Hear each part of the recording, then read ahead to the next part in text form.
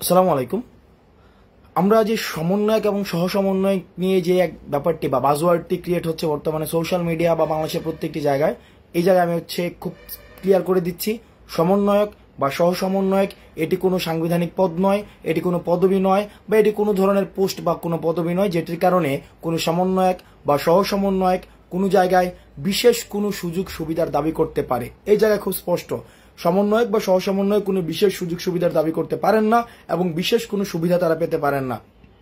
2 নম্বর বিষয় হচ্ছে এই যে সমন্বয়ক বিষয়টি, এটি হচ্ছে আমরা যেটাকে স্বেচ্ছাসেবক বলি, এই স্বেচ্ছাসেবকের মতোই, অর্থাৎ আমাদের আন্দোলনটি যখন পুনর্গঠন হয়, আন্দোলনটি যখন আমরা বিভিন্ন পর্যায়ের বিভিন্ন কর্মসূচির মধ্য দিয়ে আজকের এই পর্যায়ে নিয়ে আসি, সেই জায়গায় সমন্বয়করা শুধুমাত্র স্বেচ্ছাসেবকের ভূমিকা পালন করেছে।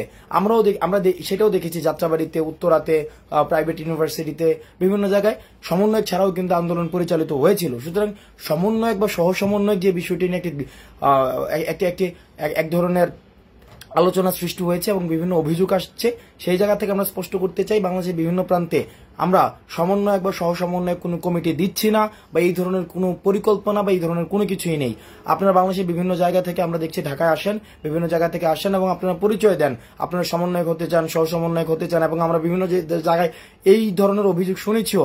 সমন্বয়ক এবং সহ সমন্বয়ক পরিচয়ে চাঁদাবাজি করছেন, আপনারা জায়গা দখল করছেন, আপনারা সমন্বয়ক এবং সহ সমন্বয়ক পরিচয়ে বিভিন্ন জায়গায় মারধর করছেন, হামলা করছেন। এই বিষয়গুলোকে আমরা স্পষ্টভাবে আমরা বলে দিচ্ছি, আপনাদেরকে আমরা আইনের আওতায় নিয়ে আসবো এবং বিচার নিশ্চিত করব। কারণ সমন্বয়ক এবং সহ সমন্বয়ক এটি একটি বিশেষ উদ্দেশ্যে, একটি বিশেষ কারণে স্বৈরাচার পতনের এই যে আন্দোলনটিকে সফল করার জন্য গঠিত হয়েছিল। সুতরাং যারা এটিকে বিতর্কিত করার চেষ্টা করছেন, আপনাদেরকে আইনের আওতায় এনে বিচার করার আমরা আইনে সোপর্দ করে দিব। একটি বিষয় হচ্ছে, আপনারা যারা সমন্বয়ক এবং সহ সমন্বয়ক রয়েছেন বিভিন্ন জায়গায়, তাদের এটাকে ফলাও করে পরিচয় দেওয়ার মতো কিছুই নাই। যে সেই ভাই আসসালামু আলাইকুম, আমি হচ্ছি অমুক জায়গার সহ সমন্বয়ক, ভাই আসসালামু আলাইকুম, আমি হচ্ছি অমুক জায়গার কেন্দ্রীয় সহ সমন্বয়ক বা অমুক জেলার সহ সমন্বয়ক। এই ব্যাপারগুলো খুবই লেম শোনায়, খুবই লেম।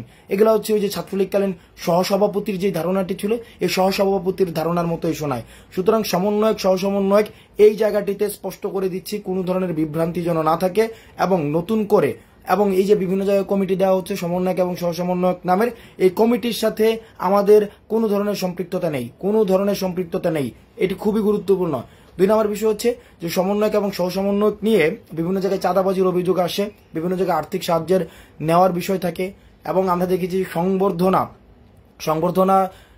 যে দেখা যাচ্ছে কি সংবর্ধনা দিবে, এই কারণে ভাইয়ের সাথে ছবি তুলতে আসে, সেই ছবিটাকে হচ্ছে এক ধরনের বিনিময় মূল্যের মাধ্যমে তারা বিভিন্ন জায়গায় চাঁদাবাজি করে। আপনারা তাদেরকে শক্ত হাতে প্রতিহত করুন, কারণ সমন্বয়কের কাজ শুধুমাত্র স্বেচ্ছাসেবকের ভূমিকা তারা পালন করবে।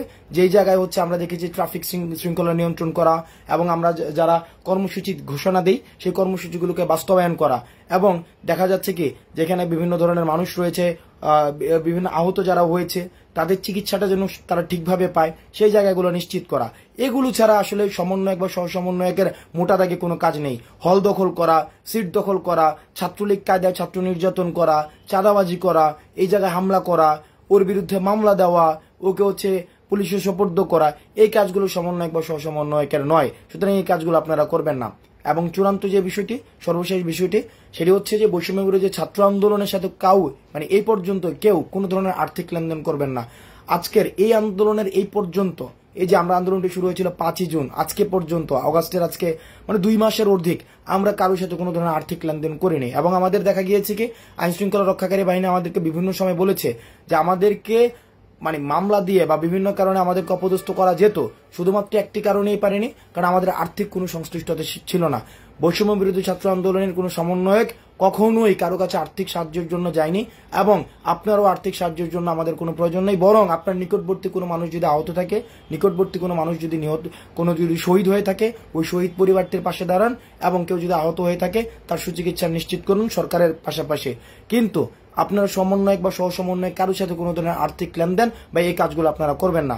বাংলাদেশের বিভিন্ন প্রান্তে যারা দেখছেন যে সমন্বয়ক বা সহ সমন্বয়ক পরিচয়ে কোনো ধরনের বিশেষ সুযোগ সুবিধা দাবি করে বসেছে, আপনারা তাদেরকে প্রতিহত করুন, প্রয়োজনে তাদেরকে গণধোলাই দিবেন। আমি বারবার করে বলছি, প্রয়োজনে তাদেরকে গণধোলাই দিবেন, কারণ সমন্বয়ক বা সহসমন্বয়ক কোনো ধরনের বিশেষ সুযোগ সুবিধা সে দাবি করতে পারে না।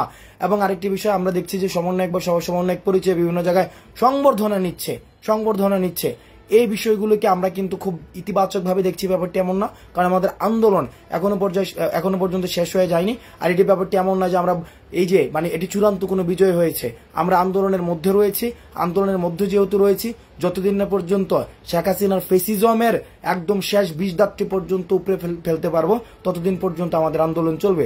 সুতরাং সমন্বয়ক বা সহসমন্বয়ক পরিচয়ে কোনো ধরনের চাঁদাবাজি এবং এটি কোনো পরিচয় না, এটিকে আলাদাভাবে বিশেষভাবে দিয়ে কোনো জায়গায় থেকে বিশেষ সুযোগ সুবিধা নেয়ার মতো কোনো বিষয় না। সুতরাং আপনারা আপনাদের জায়গা থেকে আমাদের এই যে ফেসিবাদকে প্রাথমিকভাবে উৎখাত করেছি, এটিকে অব্যাহত রাখার জন্য আমাদের যে কর্মসূচিটি চলছে বর্তমানে, যে রেজিস্ট্যান্স উইকের কর্মসূচির সাথে সাথে আপনারা সংহতি জানিয়ে আপনারা রাস্তায় থাকুন। ভালো থাকুন। সালামু আলাইকুম।